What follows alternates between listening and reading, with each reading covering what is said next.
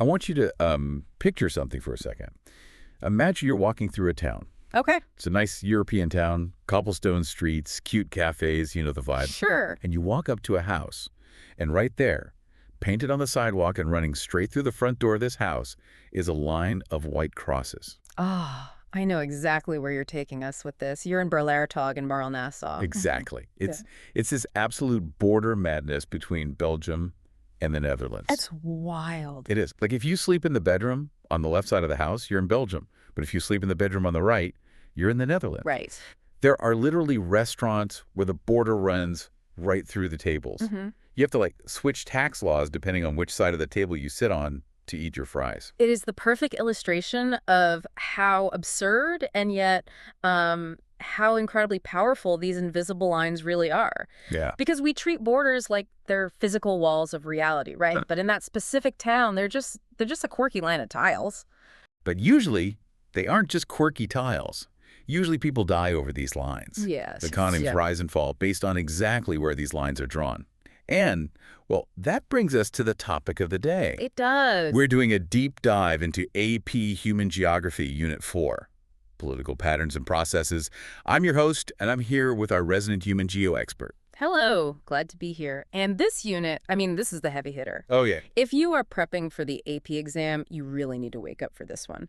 Unit 4 accounts for a massive chunk of the test. How much are we talking? Somewhere between 12 and 17% of the entire exam. Wow, so that's nearly a fifth of the exam right there. It is. And beyond just the percentage, this is the unit that it connects everything else together. How so? It connects culture to the physical land. It connects economics to government.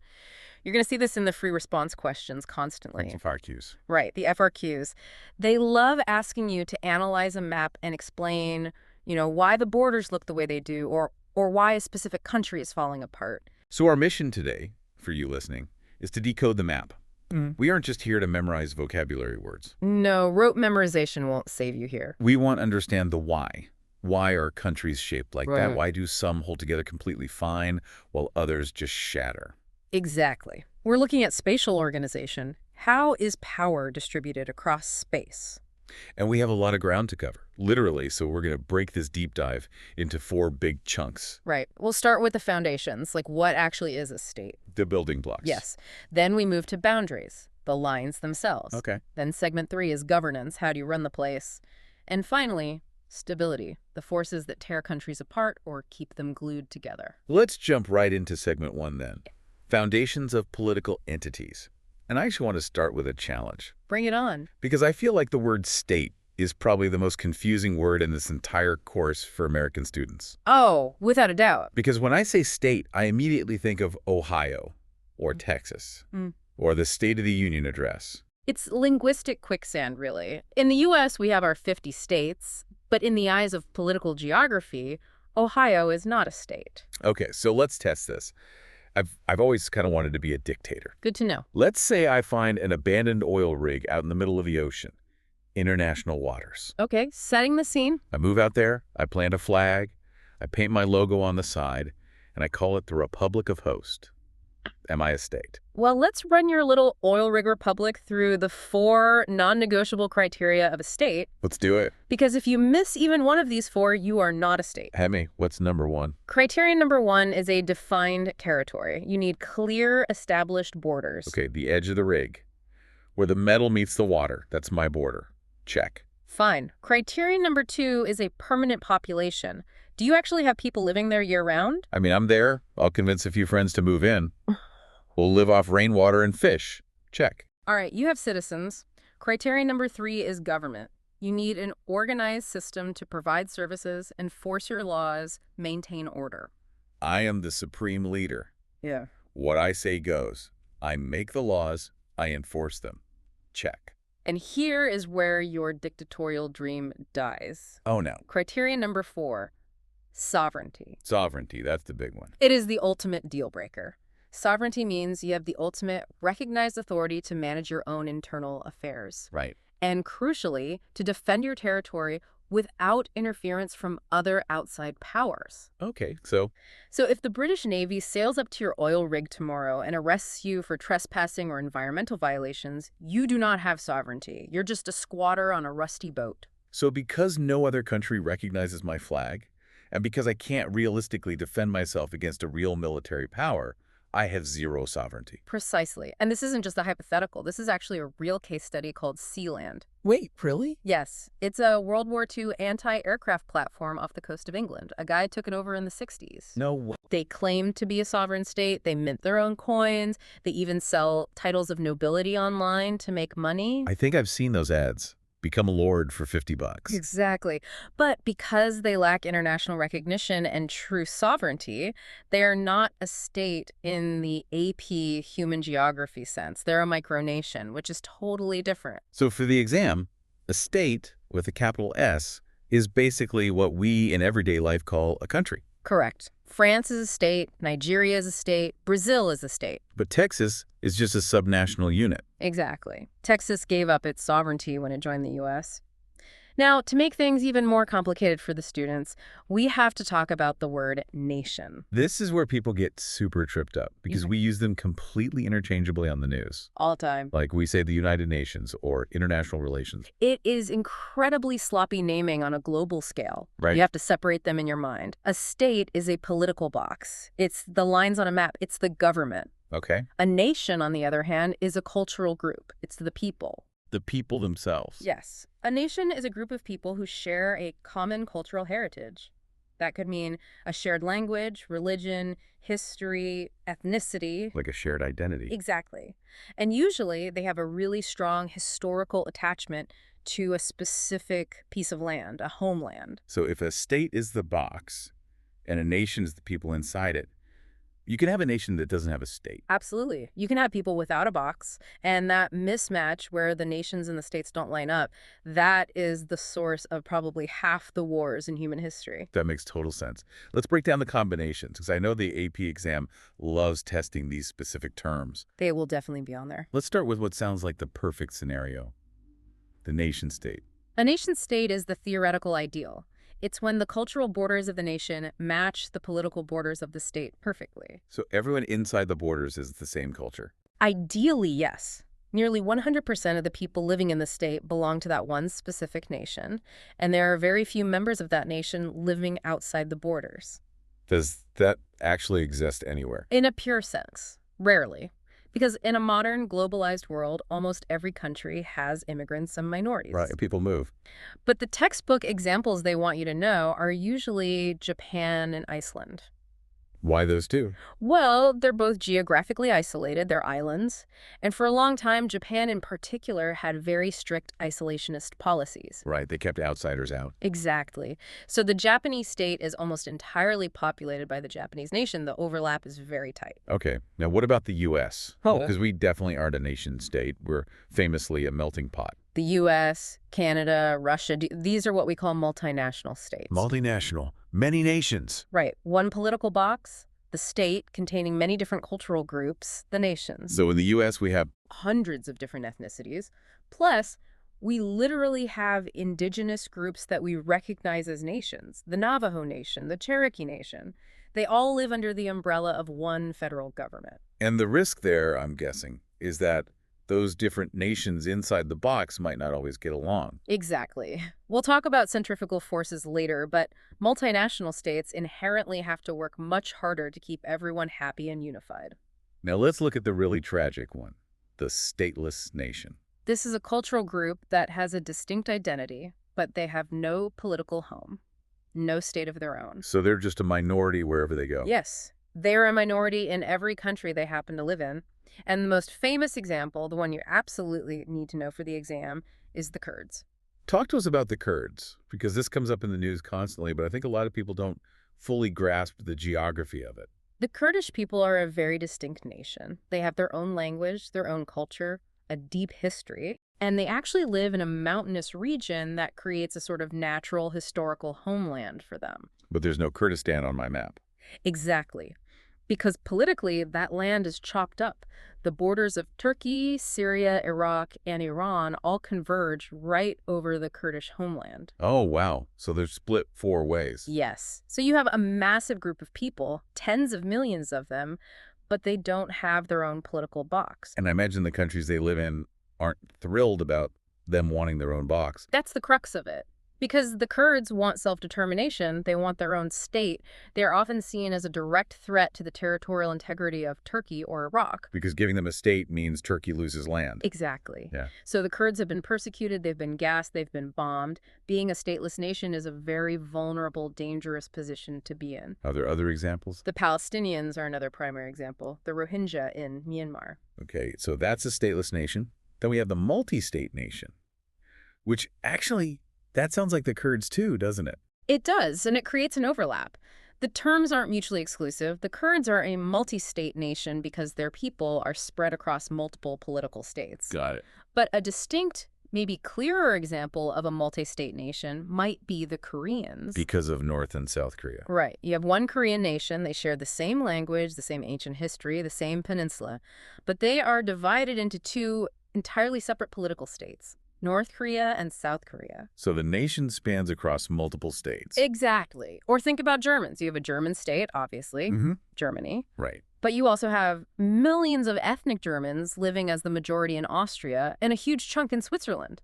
The German nation extends beyond the German state. So just looking at the global map, it's a complete mess. It really is. We have nations spilling over borders, nations with no borders at all, and states desperately trying to hold multiple nations together. How did it get this messy? Well, we have to talk about the elephant in the room for Unit 4, colonialism and imperialism. Scramble for Africa. That is the critical historical moment you need to know. Great. In 1884, the major European powers met at the Berlin Conference. Right. They literally put a giant map of Africa on the wall, and they essentially took rulers and pencils and just carved it up. I'll take this chunk for France, you take this chunk for Britain. Germany gets this piece. Exactly. And I'm guessing there weren't very many African leaders invited to that table. There were zero.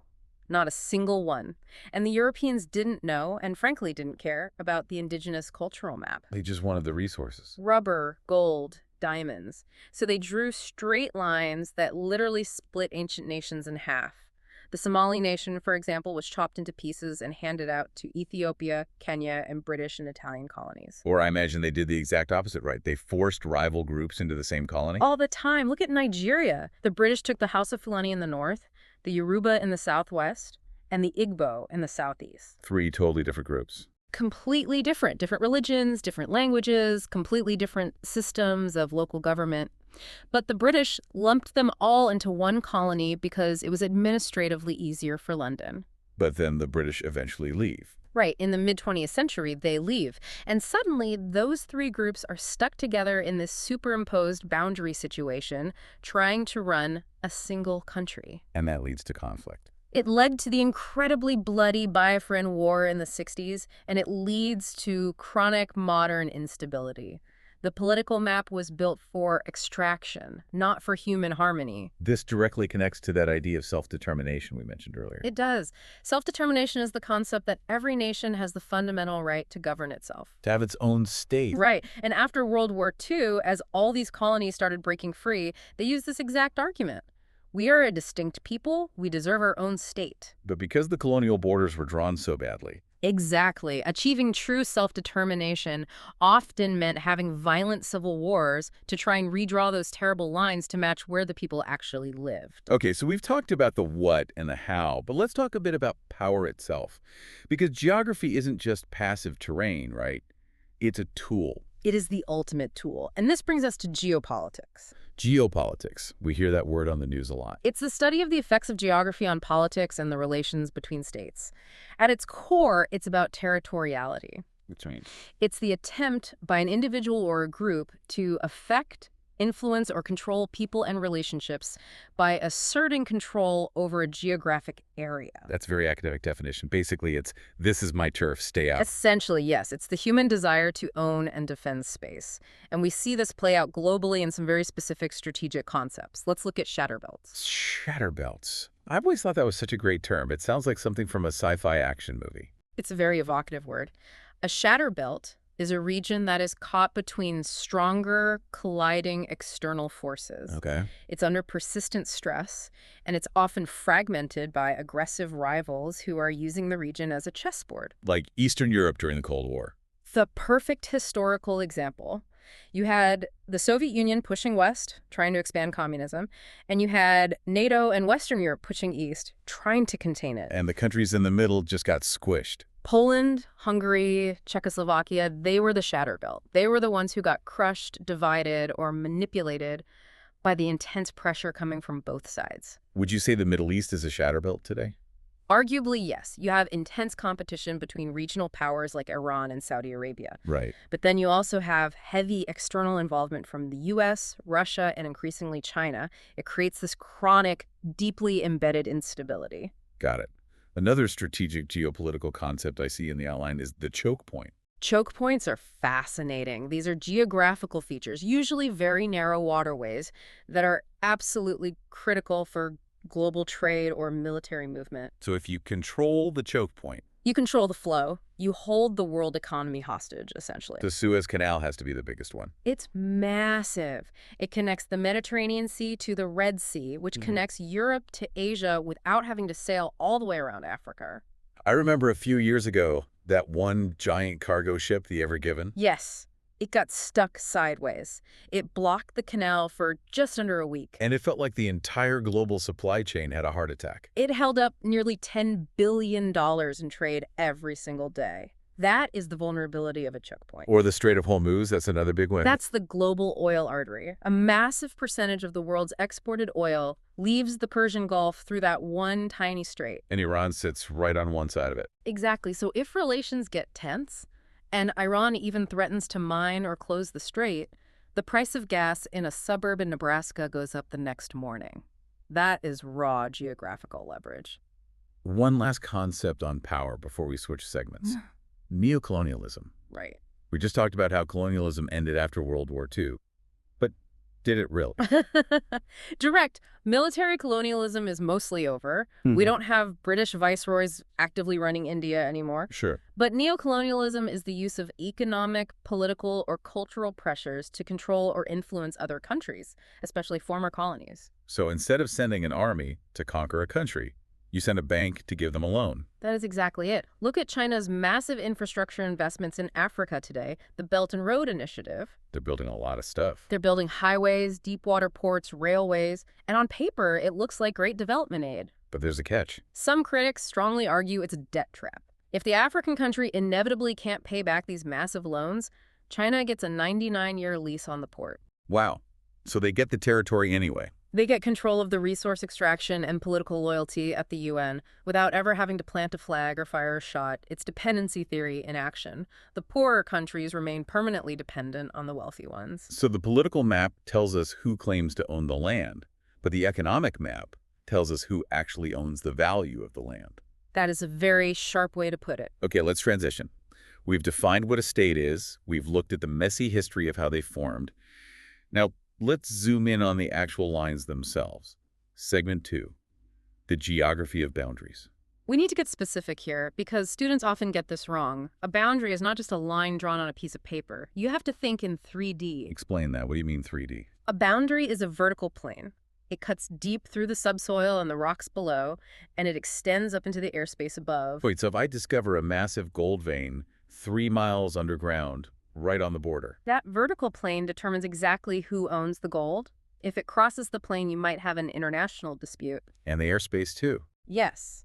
If you fly a surveillance drone or a fighter jet over that line in the sky, you are piercing that vertical plane and violating sovereignty. That's why countries scramble jets when foreign bombers get too close. It really is an invisible wall that goes from the center of the Earth to outer space. Theoretically, yes. Now, AP Human Geo loves to categorize these boundaries based on how and when they were drawn. The Boundary Hall of Fame. Exactly. Let's run through them. First up, we have antecedent boundaries. Okay, ante means before. Right. These are boundaries that were established before the cultural landscape really emerged, before large amounts of people settled in the area. So the line was there first and the people came later. Precisely. The classic example is the U.S.-Canada border out west, the 49th parallel. It's just a perfectly straight line. Because in 1846, the U.S. and Britain just looked at a map and agreed on a line of latitude. There weren't many European settlers out there yet. So when the pioneers did move west, they just filled in the land up to the line. Right. The boundary didn't disrupt an existing community because the communities grew around the boundary. Contrast that with subsequent boundaries. Subsequent means following. These are drawn after the cultural landscape is already established. They usually evolve over time as the cultural landscape takes shape. Like the border between Northern Ireland and the Republic of Ireland? Yes. That line was drawn specifically to separate the largely Protestant populations in the north from the Catholic populations in the south. It reflects the complex cultural differences that were already firmly on the ground. And there's a very specific subtype of subsequent boundary called a consequent boundary, right? Yes, and students need to know the difference. A consequent boundary is a subsequent boundary that is drawn specifically to accommodate those cultural differences. Give me an example. The partition of India and Pakistan in 1947. The British were exiting, and the line was frantically drawn to put majority Muslim areas into Pakistan and majority Hindu areas into India. So the line was a direct consequence of the cultural friction. Exactly. It was an attempt, however flawed and bloody it turned out to be, to solve a cultural geographic problem. Then we have the villain of the story, which we talked about earlier, superimposed boundaries. Right, our Scramble for Africa example. Mm. A line drawn forcibly by outsiders that completely ignores the existing cultural pattern. It's almost always a recipe for disaster. What about geometric boundaries? I assume that's just math. Pure math. Straight lines drawn using lines of latitude or longitude. The U.S.-Canada border out west is geometric and antecedent. The border between Egypt and Libya is a geometric straight line right through the desert. Okay, so what about relic boundaries? Because I love this concept. These are like the ghosts of geography. They really are. Relic boundaries are borders that no longer exist functionally or legally as international borders, but you can still visibly see their imprint on the cultural or economic landscape. The Berlin Wall. The ultimate relic boundary. Germany is one unified country now. The wall was physically torn down decades ago. But it's still there in the data. It absolutely is. If you look at a map of wealth, or infrastructure, or even current voting patterns in Germany today, you can still clearly see the exact outline of East and West Germany. That's crazy. The East is still generally poorer, they have different industrial centers, and they often vote more radically than the West. The border is dead, but its ghost is still haunting the economy. Another one would be the Great Wall of China, right? It doesn't mark the actual edge of China anymore, but it's a massive physical relic of a time when it did. Exactly. Now, actually, making a boundary isn't just taking a Sharpie and drawing a line. There's a formal legal life cycle. 4 steps. Walk us through the 4 steps. Step 1 is definition. This is the treaty phase. Lawyers and diplomats sit down in a room and write a very dense legal document describing the border. From the highest peak of Mount X down the center of River Y. Exactly. It's all text. Step 2 is delimitation. That sounds like drawing. It is the cartography phase. The cartographers take that dense legal description and they officially draw it onto the map. Okay. Step 3, demarcation. This is when you make it physically real on the earth. You build a fence, you put up concrete pillars, you build a massive wall. But not all borders are demarcated, right? The U.S.-Canada border in the woods is mostly just a clearing. Right, because demarcating thousands of miles is incredibly expensive. But if there is tension between the two states, you will usually see heavy demarcation. And step 4, administration. This is the day-to-day reality. How is the border managed? Who is manning the checkpoint?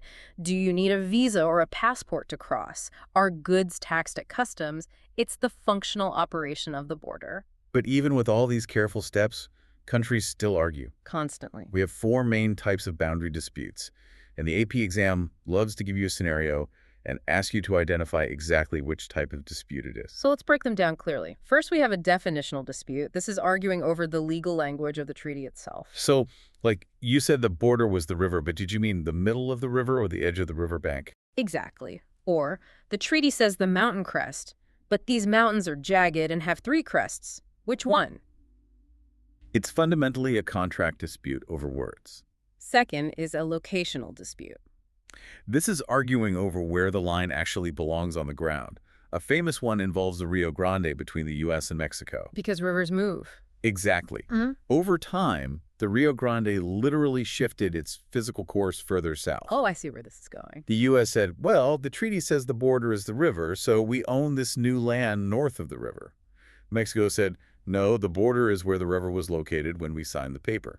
That sounds like an absolute nightmare for whoever lives on that land. It was a massive headache. It was called the Chamizal Dispute, and they eventually had to sign a brand new treaty and actually build a concrete channel for the river to fix it in place permanently. A third type, operational dispute. This is about the function of the boundary. The two countries generally agree on where the line is. They aren't arguing over the territory, but they disagree heavily on how the border should operate. So like U.S.-Mexico immigration debates. Perfect example. The U.S. might want strict closure, more guards, a bigger wall to stop drugs, and undocumented migration. Mexico might want easier flow for trade, workers, and commerce.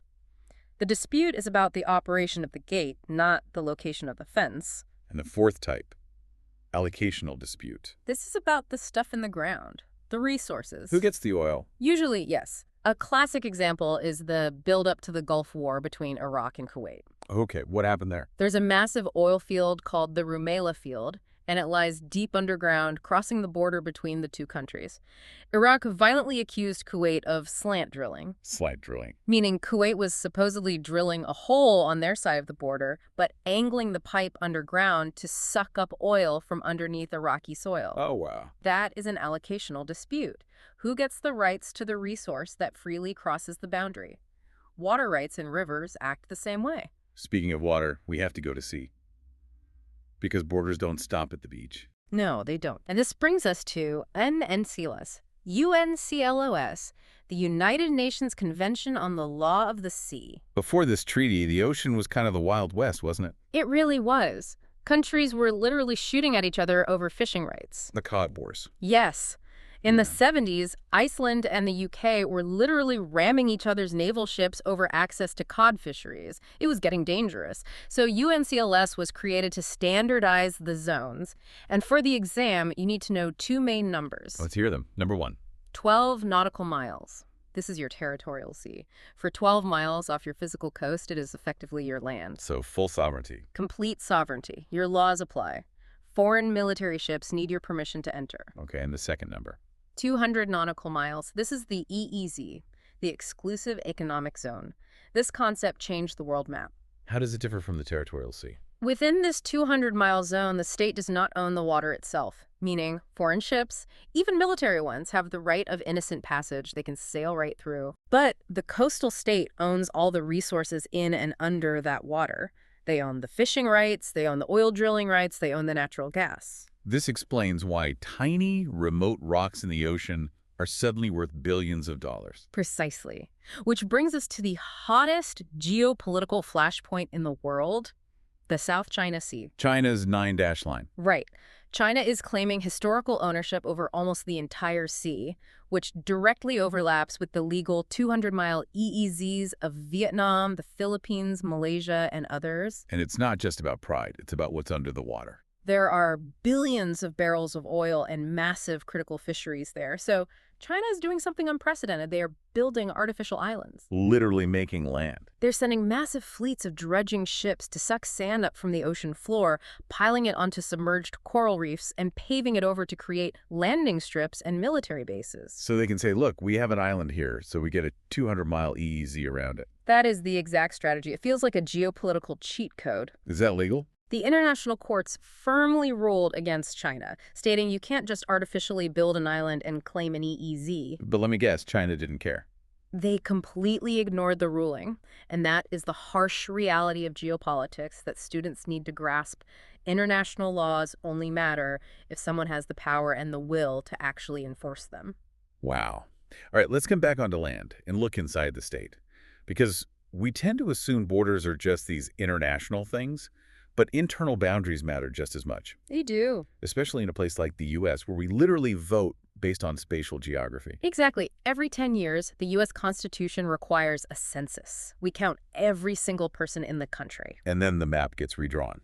Right. Populations move. So we have to redraw the internal map of congressional voting districts to make sure every single district has roughly the exact same number of people.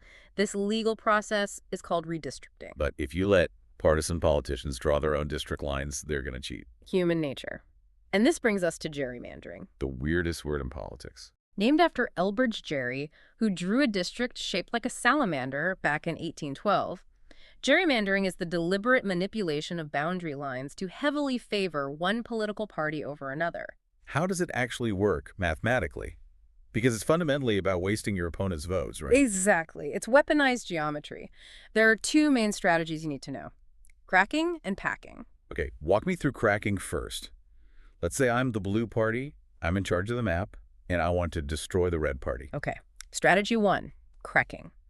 You look at the map and you see a massive cluster of red voters, say a dense city. So they should easily win a district there. Normally, yes, but you're drawing the lines. So you take that city and you crack it into 4 pieces. You draw the lines radiating outward from the city center, attaching each piece of the red city to a huge, sprawling chunk of rural blue voters. Oh, I see. The red voters are now the minority in 4 separate districts. Instead of winning 1 district easily, they win 0 seats. You've diluted their power completely. That is incredibly sneaky. Okay, what about packing? Packing is the opposite.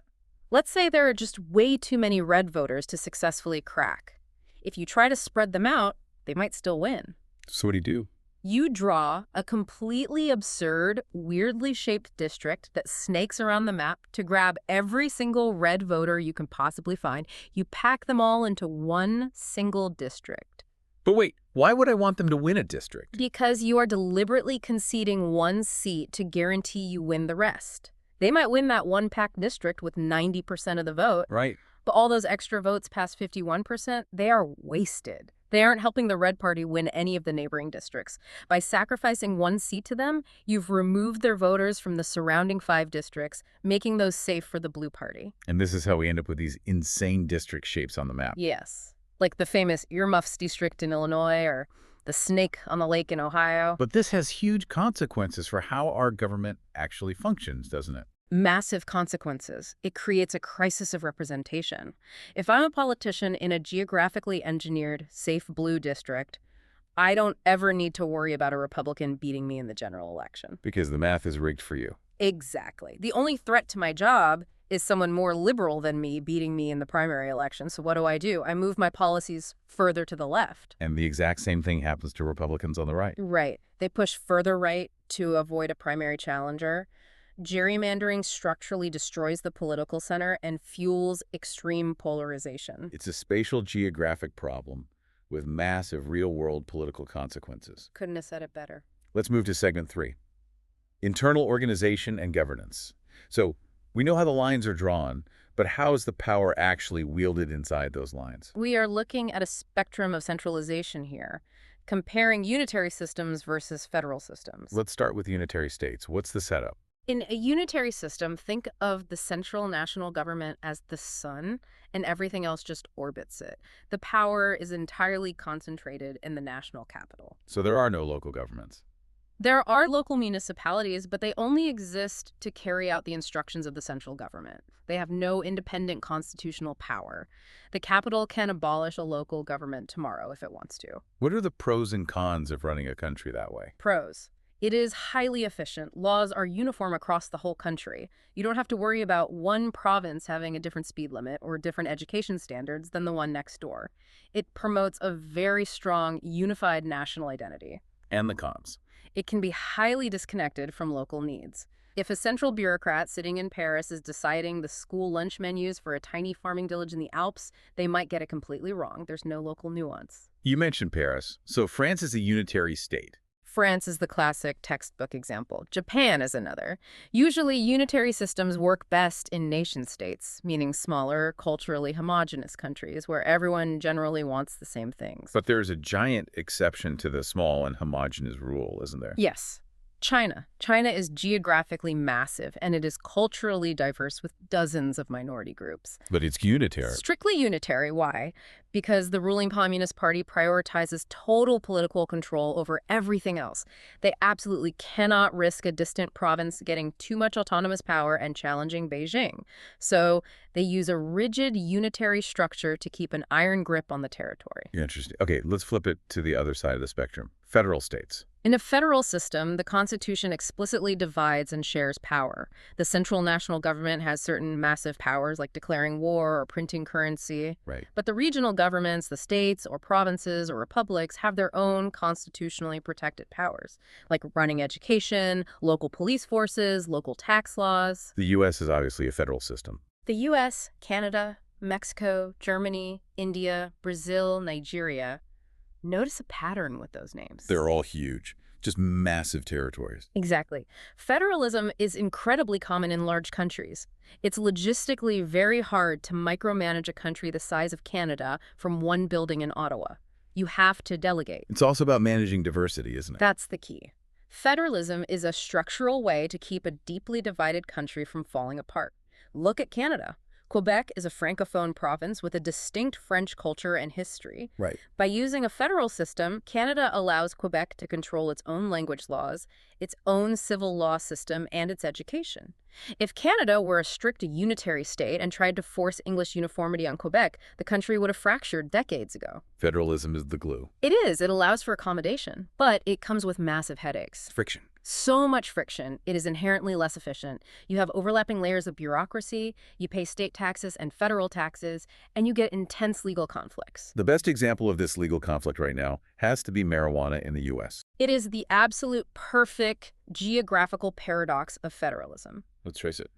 If you drive from Oregon, where cannabis is fully legal and heavily taxed across the border, into Idaho, where it is strictly criminalized, You just crossed an invisible line. you're in the exact same country under the exact same flag, but your possession of a plant suddenly shifts from a normal recreational activity to a felony drug charge. And meanwhile, the federal government sitting in D.C. still classifies it as illegal everywhere. Right, so you have a state law directly clashing with federal law. Hmm. This creates insane confusion.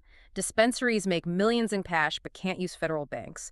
It creates massive spatial legal gray zones. That sounds chaotic. That is the messy price of federalism. But the core argument is that the mess is worth it because it allows states to be laboratories of democracy. Different regions can try different policies without forcing it on everyone else. So, to summarize, unitary is one size fits all, and federal is custom fit but expensive and messy. That's a perfect bumper sticker for the exam. Awesome. Let's head into the home stretch. Segment 4. Pressures, challenges, and state stability. We are talking about the literal life and death of countries. Right, and to explain this, AP Human Geography borrows two physics terms, centripetal and centrifugal forces. Centripetal pulls together to the center. Centrifugal tears apart and pushes outward. Let's start with the dark side, the tearing apart. When centrifugal forces get strong, we see a process called devolution. Devolution. Define that for us. Devolution is the transfer or shifting of power from the central government downwards to regional governments. Now, devolution isn't always a bad thing, right? Like, it doesn't always mean a bloody war. No, sometimes it's an intentional safety valve. Look at the UK. The Scottish people have a very distinct national identity. They were feeling ignored by London. So they wanted to leave. They were thinking about it. Yeah. So the UK government devolved power. They created a separate Scottish parliament and gave them control over local affairs. By giving them that autonomy, it made them happy enough to stay in the UK. That's peaceful administrative devolution. But sometimes devolution goes much further and is much darker. What actually drives regions to demand this power? There are a few main drivers the students need to memorize. Driver number 1, physical geography. How does a mountain cause devolution? Friction of distance. If your region is physically isolated, like the island of Corsica in France, or separated by the rugged Pyrenees Mountains like the Basques in Spain, you naturally develop a separate language, culture, and identity over centuries because you aren't interacting with the capital. Makes sense. Driver number 2? Ethnic separatism. This is the big one. It's when a minority nation within the state feels marginalized or oppressed by the majority. We mentioned Catalonia in Spain. Right. The Catalans have their own language, their own history, and a strong sense of identity. Many feel oppressed by the central government in Madrid, so they push heavily for independence. And there's an economic angle to Catalonia too, right? That's driver number 3, economics. Economics is huge and often overlooked. Catalonia is the wealthiest, most industrialized part of Spain. So they have the money. They generate a massive amount of tax revenue, and they feel like Madrid takes their wealth and uses it to subsidize the much poorer regions in southern Spain. They want to keep their own money. Exactly. You see the exact same thing in northern Italy with the Padania movement. Rich industrial north wanting to cut off the poorer agrarian south. Economic inequality is a massive centrifugal force. And then there is a really specific vocabulary word here. Irredentism. Irredentism. It's a critical concept. This is when a state wants to violently or politically claim territory in a neighboring state because their ethnic kin live across the border. Like Russia and Ukraine. The textbook modern example. In Right. 2014, Russia invaded and annexed Crimea from Ukraine.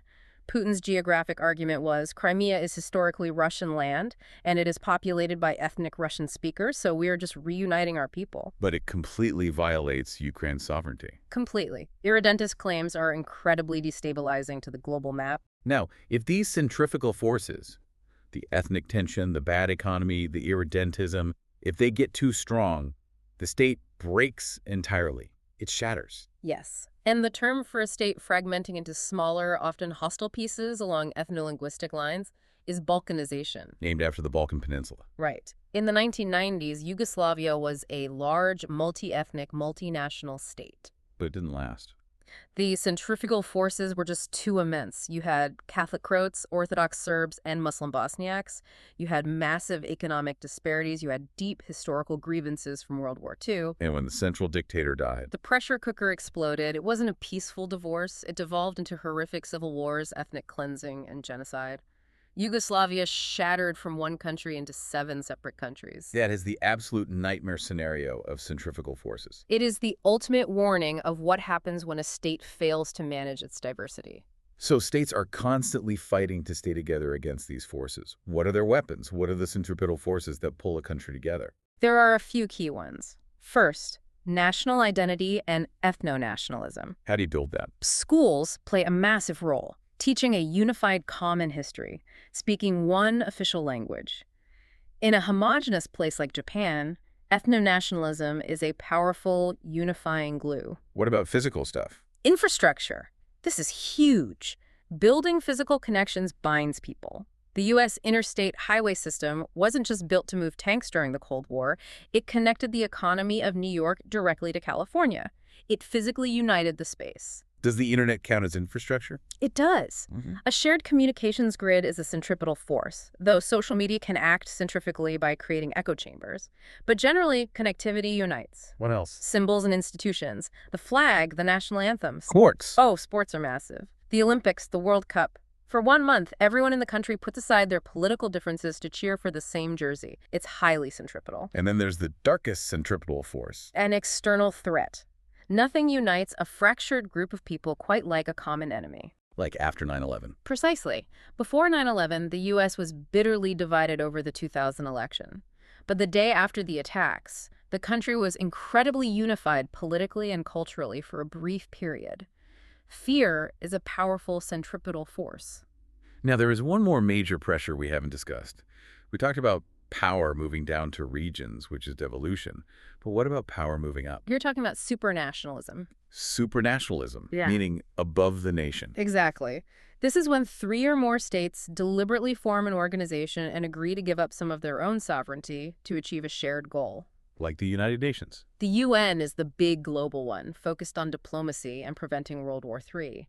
But the most intense, successful example of supranationalism is the European Union, the EU. Why would a sovereign country willingly give up its power to a higher authority? That seems to go against everything we've talked about. Money and security. The main driver is economics. Individually, countries like Belgium or even France are relatively small markets. Right, compared to the US or China.